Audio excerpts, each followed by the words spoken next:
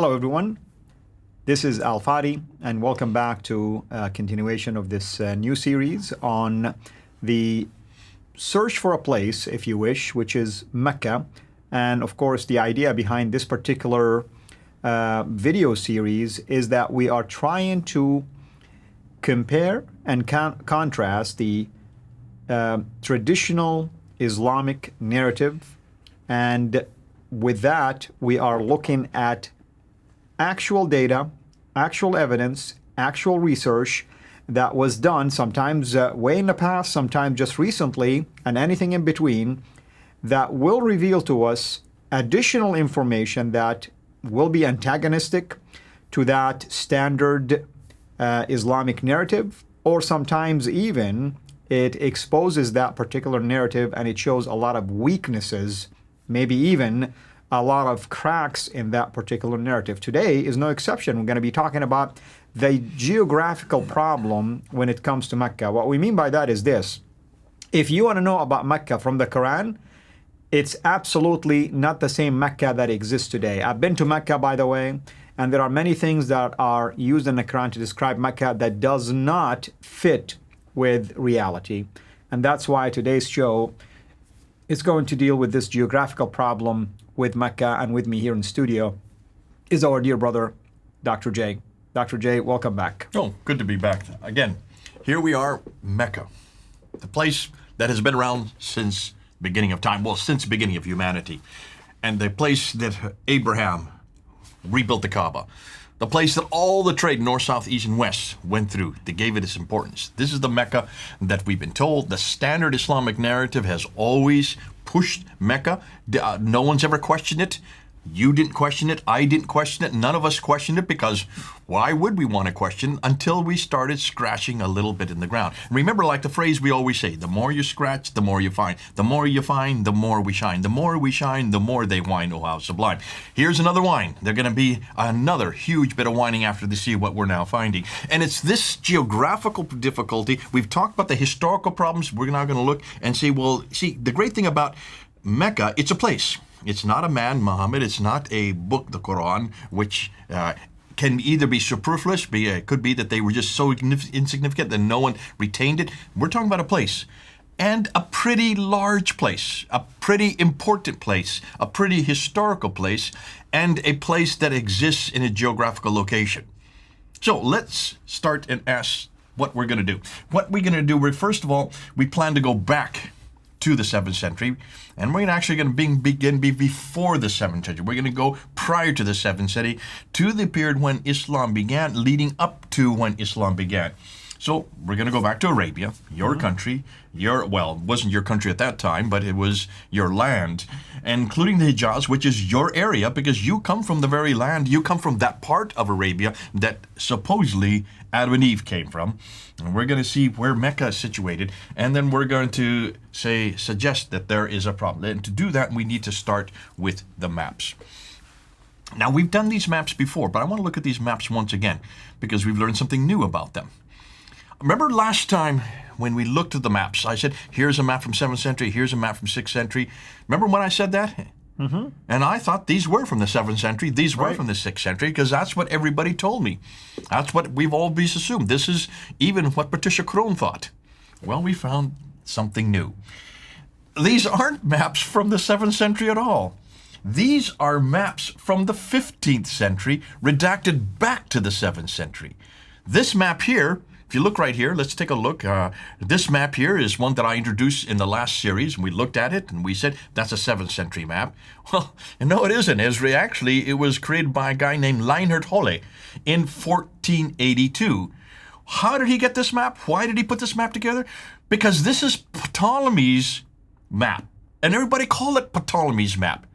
But Ptolemy never made any maps. They didn't make maps that early. They didn't make maps because they didn't have a bird's eye view of looking down. They didn't even think about looking down. If anything, they would just take coastal barriers and just create coastal barriers and put where the cities were. It was in the 15th century and the 16th century they started making maps. But what they did is they went to Ptolemy's writings, and they assumed by looking at his writings that these places were, putting it on a map. So all these places you see here, take a look at all these names, name. Notice it shows that there's an awful lot of peoples right in here in the central part of Arabia, right? That's right, yeah. I mean, you can see the Red Sea, you can see the Indian Ocean, you can see the Persian Gulf or the Arabic Gulf in there. Straits of Hormuz, you can see all that there. There's a way up there is the beginning of the Gulf of Aqaba. So, and when you look at this, what's really interesting is that seems very heavily populated, doesn't it? Yes, I mean, from the names in there of towns, yes, it does look heavily populated. What's missing in that map? Well, I mean, let's see. Is the name Mecca in there? Nope. This is a 2nd century supposed map, but it's not a second. Whoops, let's go back. Went too fast. This is not a 2nd century map. It didn't exist. Guys, I'm sorry. I didn't realize it would go. Keep going. Keep going. Here you go. If where that question mark is where Mecca is. If you look carefully, there is no Mecca there. Not at all. That would have been the right location for it if it was there. How come Leonard Holte never brought this up when he created this map? Well, because Ptolemy never listed it. Ptolemy never brought it up. He didn't know of any Mecca. And what's fascinating to me, by the 15th century, they should have known Mecca, because Mecca, by 1400s, had been around for, what, we've been told 700 years by that time? Well, since the time of Adam. Okay, but certainly by the time Islam began, which is Right. the 7th century, now That's we're in right. the 15th century, so you're talking about almost 800 years. Here's another map. This is another map we brought up last time, and this one is by Laurent Fries in 1541. Notice, he's going back to Ptolemy's writings, and he puts his map together, but take a look. Mecca's not there as well. Fascinating. And it's this kind of stuff that we need to look back at and ask, why is it these guys in the 14th and the 1500s did not know it? Here's another one that I had put up together, and this one was created by Sebastian Munster in 1571, looking at Ptolemy's map, looking at Ptolemy's writings, geographical writings, and they're called the Geography of Arabia. What's interesting, Mecca's not there again. Now, I noticed this before when we brought it up before. What I didn't notice that none of these are from the 2nd century. These are not from the time of Ptolemy. And by the way, I mean, it's interesting because he did capture some really nice geographical features, mountainous areas, and so on and so forth. So why would he miss such an important city when he paid attention to other things? Obviously, and it looks like either he's putting in there haphazardly. Now, this is one that is attributed still to the 7th century, but there's nobody that I can come up with that actually claims that this is 17th century Mecca. Regardless, do you see Mecca there?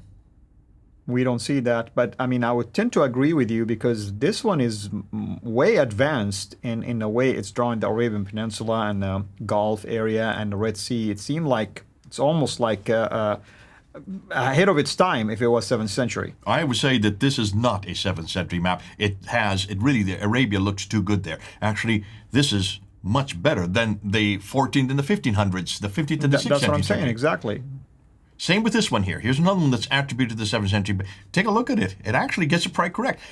Except, obviously, what's missing is Mecca is still missing there. Now, who's attributing them to the 7th century? Well, people today are attributing them, and that's why I was looking all over and saying, how do we know? And nobody can really support that. They're just saying, this is a 7th century map. This is what it is. They're doing the same thing today in the 21st century that the 16th and the 15th and the 16th century people were doing. They're saying, this is from the 2nd century of Ptolemy. No, this is not. They're just doing the same thing again. They're taking the names and they're redacting it back. And this is typical of an awful lot of people. I remember getting a lot of reaction in my comments from people down below. And they were saying, we have a map. I've studied in college. I studied in high school, and there's a map, and Mecca's on that map. I said, okay, well, when was that printed? Well, it was printed in my textbook. And when was that printed? Well, in fact, this century, okay? And, of course, anytime you talk about Mecca, you're going to put Mecca there. Because you're going to put Mecca there today because it's there today. But it was not there in the 2nd century Ptolemy, and we're going to get into Ptolemy. We're going to see exactly what he did say. And it certainly wasn't even there in the 14 and 1500s because they didn't know about it, except they should have known about it. And still they didn't put it on the map because they actually, if you want to ask a question, they were actually doing the correct thing. They were just following what Ptolemy said. And Ptolemy never mentioned Mecca. So the maps need to be redone. We need to now relook at it, and we need to say from here on out, when we start introducing this in our studies, in any of the schools, we need to make sure that we go back and we need to ask, why is it the maps didn't do it? Well, the reason the maps didn't do it is because Ptolemy didn't know about this place. Now for the next, what I want to do for the next episode, I want to look then at the Qiblas. And this is the good one from Gibson. This is what you did talk about. We're going to talk about Gibson. We're going to unpack that very quickly just to remind people, because then we're going to go back after Gibson. We're going to start looking at what Ptolemy did say, what Pliny the Younger said. Agatharchides, this is the Greek explorer. What did he talk about? And we're going to be looking and seeing exactly what history tells us from the geography, from what we now know today, and we're going to see if Mecca is in any one of their geographical locations. That's wonderful. And this is, of course, very helpful information. And again, I want to speak to our viewers. Notice we give you maps, visual things, resources, and we allow you to go and do your own investigation. And by the way, we sometimes appreciate it. Some of you come to us and telling us, hey, have you guys thought about this? Have you thought about that? Or here is a counter argument to what you are stating. We welcome all of that. In fact, this is the whole reason why we do this, because we want to make sure we know about all the objections that could be raised out there to give us the chance to either refute, or if we cannot refute it and we discover that it is compelling, then we will be the first to actually go ahead and talk about it, because our motive at the end of the day is to try to prove Mecca did exist when we were told that it existed, and that the Quran originated from where we were told it was originated, and that the direction of prayer was towards what we were told it was towards, and that's Mecca, and the list can go on and on and on. At the end of the day, we want to help you. We are not here to try to create theories or to try to create anything that is deceptive, as sometimes I get comments like this, as if we somehow dreamed about things like this and somehow we're making a pile of money just by spreading things like this. I mean, it would be better for us, by the way, to write a book and sell it once and for all than to do series like this, and every now and then we come back and Dr. J will adjust what was said before. I mean, why do we do that? Because we want to keep up with the findings. We do not want to just run with one narrative and refuse any other findings that could be helpful to that particular narrative that we are trying to share with you. So hopefully you'll find this particular series to be helpful, just like the other series that we've done when it comes to the historical criticism. Brother, thank you so much as always, and we're looking forward to the Dan Gibson's research in terms of Qibla for next time. Thank you, everyone. This is Al-Fadi. God bless you. Thank you for watching this video. Be sure to like and subscribe to our channel Sira International and click on the bell so that you receive notifications whenever we publish a new video or go live. I would also like to appeal to you to consider becoming a Patreon patron by clicking the link right below. By doing so, you can give towards the production of these videos. There are also other options for you where you can give to our channel. I thank you from the bottom of my heart.